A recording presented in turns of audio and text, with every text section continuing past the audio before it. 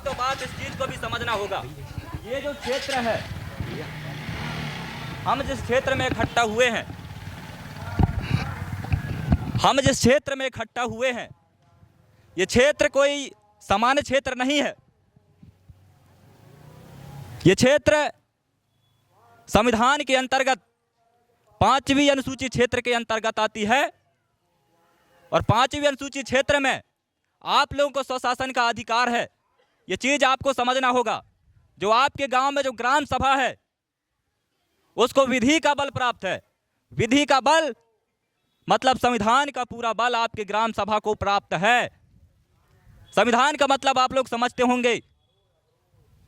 देश उसी संविधान से चलता है, कार्यपालिका, न्यायपालिका और विधायिका, जिसके माध्यम से पूरा देश चलता है और इन तीनों चीजों के बल आपके ग्राम सभा को है। इसलिए 18 अप्रैल 2011 सुप्रीम कोर्ट का जजमेंट आया है, जिसमें सुप्रीम कोर्ट ने यह डिफाइन किया है कि लोकसभा ना विधानसभा, सबसे ऊंची ग्राम सभा। तो सुप्रीम कोर्ट भी जो है हमारे ग्राम सभा को बढ़कर समझा है। तो आप लोगों को समझना चाहिए मेरे साथियों कि देश में किसी भी तरह से लोकतंत्र नहीं है। देश में किसी भी तरह से संविधान और सुप्रीम कोर्ट, हाई कोर्ट को नहीं माना जाता। यदि हाई कोर्ट सुप्रीम कोर्ट को माने होते तो आज जो हमारे बांध प्रस्तावित हुआ है वो कहीं ना कहीं ग्राम सभा के एनओसी के बाद, ग्राम सभा के परमिशन के बाद ही बांध प्रस्तावित होता और वहां के जो भूमि है उसका अधिग्रहण के लिए ग्राम सभा का अनुमति लेना पड़ता। लेकिन अफसोस आज आप लोग देखते हैं जो धारा 11 का जो प्रथम सर्वे है, भूमि अर्जन कानून के जो धारा 11 का जो सर्वे है वो बिना किसी ग्राम सभा की अनुमति वो पूर्ण करा लिया गया है। आप सोचिए, यदि देश में संविधान होता, देश के सुप्रीम कोर्ट, हाई कोर्ट के मानना होता तो आज जो धारा 11 का सर्वे है वो ना हुआ होता। आप सोच सकते हैं यदि हम लोग ऐसे ही शांत बैठे रहे तो आपका जो लास्ट जो सर्वे होता है धारा 19 वो भी इसी तरह कर लिया जाएगा, जब तक आप अपने अधिकारों को नहीं समझेंगे। काफी दुख का विषय है मेरे भाइयों, काफी दुख का विषय है। और धारा 11 का जो सर्वे है हमारे क्षेत्रीय जो भी अधिकारी कर्मचारी हैं उनके माध्यम से हुआ है, जो वो भी गांव में ही रहते हैं।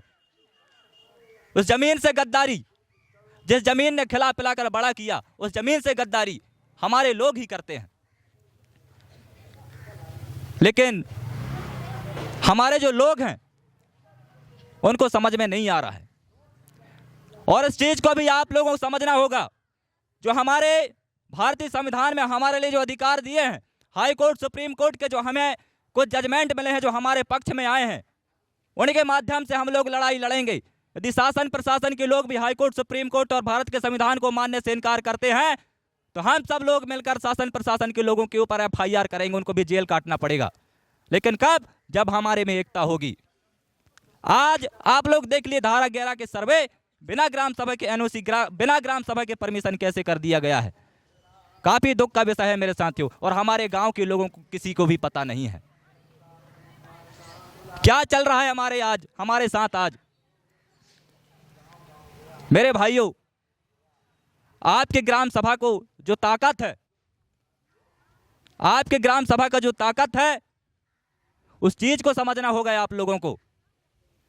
क्योंकि आज हम लोग कहते हैं जो धारा 11 का जो सर्वे है, वो जो वन भूमि है, जो राजस्व की भूमि है, उसको हम सरकारी जमीन मान लेते हैं।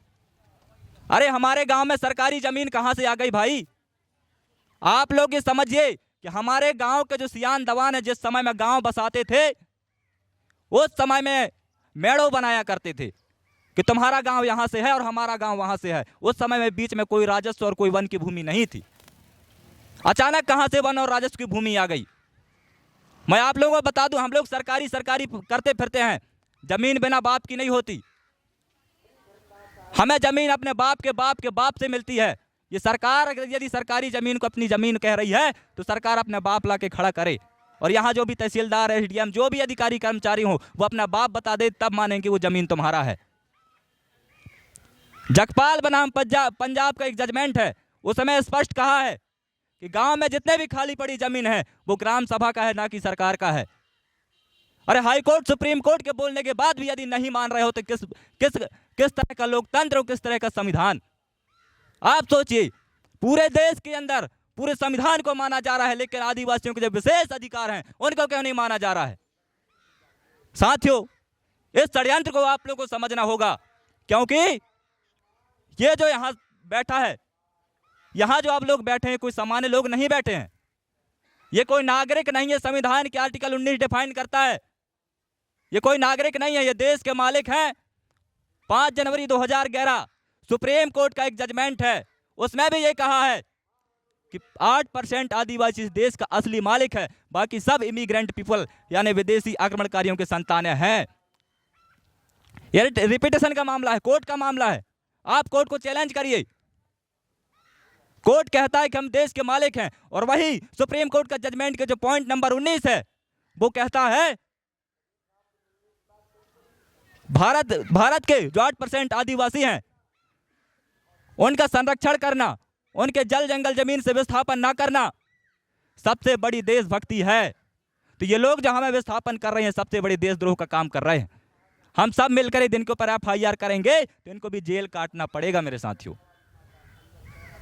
काफी षड्यंत्र पूर्वक हमारे समाज को खत्म करने का प्लान बना रहा है। ये कोई विकास नहीं है, ये विकास का सिर्फ एक ढोंग है। एक तीर से दो इंसान कर रहे हैं। हम लोग आदिवासियों को खत्म भी कर लें और हम विकास भी कर लें। अरे किस काम का विकास भाई? आप क्या विकास करवाना चाह रहे हो अपने लाश के ऊपर से? हम बिल्कुल नहीं चाहते, क्योंकि हम लोग जमीन को अपनी माँ ही समझते हैं, और माँ का सौदा हम लोग जो है कागज के टुकड़ों में नहीं करते। वो करते होंगे जो हमारे सांसद महोदय हैं, विधायक महोदय ओम प्रकाश फुक्कन सिंह लोग, वो करते होंगे, क्योंकि वो फर्जी आदिवासी हैं। और आप उनसे सवाल करिए, उनको बिना कपड़े के भगाओ। इन्हीं के कारण ये सब हो रहा है। अरे हमारे जिम्मेदार लोग बैठे हैं, कोई विधानसभा लोकसभा में जाकर नींद निकाल रहे हैं क्या? हम लोग बार बार किसके यहाँ कितना पैसा भरा है बताओ भला? बार बार किराया लगा के इकट्ठा होकर यहाँ पे बैठ कर ये निर्णय करते हैं। अरे भाई, लोकसभा विधानसभा में आवाज क्यों नहीं उठा रहे हैं? आप लोग गांव को मजबूत कीजिए, अपने समाज को मजबूत कीजिए। ऐसे नेताओं को गांव में घुसने मत दो, और गलती से घुस भी जाएंगे तो उनसे सवाल करो, सवाल का जवाब नहीं देने तो बिना कपड़े के भगाओ। और किसके पास कितना पैसा भरा है यार? हम लोग डूब प्रभावित क्षेत्र से ना होने के बाद भी 24 घंटे हम लोग डूब प्रभावित क्षेत्र के लोगों के साथ कांटेक्ट में रहते हैं। सब जानते हैं जो एक्टिव कार्य करता है। काफी दुख का विषय है। मैं खुल के कहता हूं, मैं पढ़ने वाला स्टूडेंट हूं, लेकिन दुख इस बात का है कि हमारे समाज के नेता समाज की जिम्मेदारी ना लेने के कारण हम लोग दर दर भटक रहे हैं। समाज को ये बता रहे हैं, थोड़ी जानकारी होने के कारण समाज को बता रहे हैं कि आप ऐसे लड़ोगे तब बचोगे। मेरे भाइयों, और आपको ये चीज समझना होगा कि आदिवासी क्षेत्रों में जो 5वीं अनुसूचित क्षेत्र के जो गांव हैं वहां पे किसी भी प्रकार से भूमि का अधिग्रहण नहीं हो सकता। ये लैंड एक्विजिशन एक्ट 2013 के सेक्शन 41 और 42 यानी भूमि अधिग्रहण कानून 2013 का 41 और 42वां भाग ये कहता है। इसके बाद भी किस तरह से शासन प्रशासन के लोग तानाशाही रवैया अपनाते हुए, झूठी लोकतंत्र दिखाते हुए हमारे गांव में गैर अनुमति के घुस के और सर्वे का कार्य कर रहे हैं। जिस प्रकार से आपका धारा 11 का जो सर्वे पूर्ण हुआ है वो काफी निंदनीय है। अभी आप लोग जाएंगे तो यही सवाल करेंगे कि धारा 11 का जो सर्वे है वो कौन सी ग्राम सभा से पूछ के आपने किया? क्या आप हाई कोर्ट सुप्रीम कोर्ट को नहीं मानते हैं? अरे हाई कोर्ट सुप्रीम कोर्ट ने बोला है कि लोकसभा ना विधानसभा सबसे ऊंची ग्राम सभा, तो आप क्या सुप्रीम कोर्ट के आदेश को नहीं मानते? ये चीज आप लोग जो है शासन प्रशासन के लोगों को पूछे, पॉइंट टू पॉइंट बहस करिए। आप किसी भी तरह से डरने का कोई जरूरत नहीं है। आप देश के मालिक हो, या दस्तावेज प्रूफ हैं, और आपके किले महल और आपका इतिहास आज भी जागृत है। लेकिन आज आपकी स्थिति क्या है? आपके पास सिर्फ 4-4, 5-5 एकड़ जमीन है, उसको भी ये लोग छीनने का प्लान बना रहे हैं, आपको भूखे मारने का प्लान बना रहे हैं। मेरे साथियों, यदि आप ऐसे ही सोए रहे तो आने वाले 10 साल में आप लोगों को निपटा देंगे आप लोगों को। ये चीज आपको समझना होगा। बहुत बड़े बड़े षड्यंत्र ये लोग बना के लेके आ रहे हैं। हमारे कार्ड बनवा दिए, आप लोगों को पता होगा। पहले हमारे पास कोई कार्ड, आधार कार्ड, पैन कार्ड कुछ भी नहीं था। अभी कार्ड बना के हमको विदेशी नागरिक घोषित कर दिए हैं ये लोग। 2015 का गैजेट नोटिफिकेशन आप देखिए, जितने भी कार्ड धारक हैं, Aadhaar card, passbook, voter card, ID card जिसके पास भी हैं, सब विदेशी नागरिक हैं, भारतीय विदेशी नागरिक। बाहर से आके यहाँ नागरिक बने, मालिक भी नहीं छोड़े, नागरिक भी नहीं छोड़े, विदेशी बना दिए। पता है आपको, बड़े बड़े षड्यंत्र रचे जा रहे हैं आपके जल जंगल जमीनों को छीनने के लिए। आपको खत्म करने के बाद, आपकी पहचान खत्म करने के बाद, आपको आदिवासी से डिस्प्लेस करने के बाद आपके जमीनों को आसानी से छीना जा सकता है। ये प्लान सरकार जानती है, इसलिए आपको खत्म करने का प्लान ये लोग बना रहे हैं। और देश का रेवेन्यू जो है वो जमीन से जनरेट होता है, जल जंगल जमीन से जनरेट होता है। ये सारा चीज सरकार को पता है और वो जमीन का मालिक आदिवासी है, और उनको छीनने के लिए जो आप लोगों को खत्म करने का प्लान ये लोग बना रहे हैं। ये कोई विकास कुछ भी नहीं है, ये पागल बनाने का काम कर रहे हैं। हमको ऐसा विकास नहीं चाहिए जो हमारे लाश के ऊपर से किया जा रहा हो।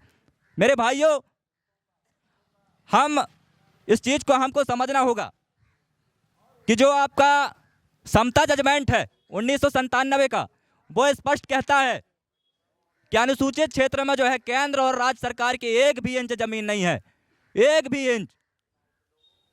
इसके बाद भी किस तरह से आपकी जमीनों को छीना जा रहा है, ये समता जजमेंट कहता है।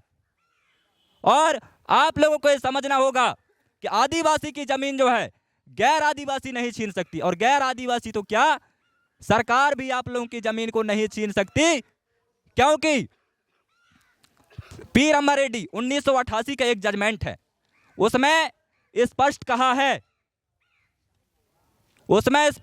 है कि आदिवासी की जमीन जो है गैर आदिवासी नहीं छीन सकती है। और आपके भू राजस्व संहिता की धारा 165(6) में यह लिखा है कि आदिवासी की जो जमीन है वो गैर आदिवासी को ट्रांसफर नहीं होती है। तो सरकार क्या आदिवासी जो हमारी जमीन ले रही है, इस चीज को समझना होगा। पी रमारेड्डी ये कहता है कि सरकार एक व्यक्ति है, तो इस चीज को समझना होगा। सरकार हमारी जमीन किसी भी तरह से नहीं छीन सकती। मेरे भाइयों, आप लोगों को यह समझना होगा कि जमीन हमारे लिए बहुत बड़ी बात है। हम लोग बार बार कहते हैं, बार बार कहते आए हैं। और इस चीज को भी समझना होगा कि हम लोग अपने भाई भी यदि हमारी जमीन में हल डाल देता है, पैर डाल देता है, तो तलवार लेके खड़े हो जाते हैं, डंडे लाठी लेकर खड़े हो जाते हैं। ये तो शासन प्रशासन है, हम फिर भी शांत बैठे हैं यार, ये समझना होगा आपको। अरे माँ को छीना जा रहा है, इसके बाद भी हम शांत बैठे हैं, तो हमारे से बड़े बेवकूफ कोई नहीं है। जमीन हमारे लिए बहुत बड़ी बात है। और यहाँ पे और भी हमारे बीच में जिम्मेदार लोग हैं, अच्छे अच्छे वक्ता हैं, सामाजिक कार्यकर्ता हैं, हम उनको भी समय देंगे। इस पहले मैं चाहूँगा कि आप लोग जो है जितने भी ज्ञापन हैं उनमें अपना अपना साइन जारी रखें। और इसी के साथ हमारे बीच उपस्थित हैं हमारे सम्मानीय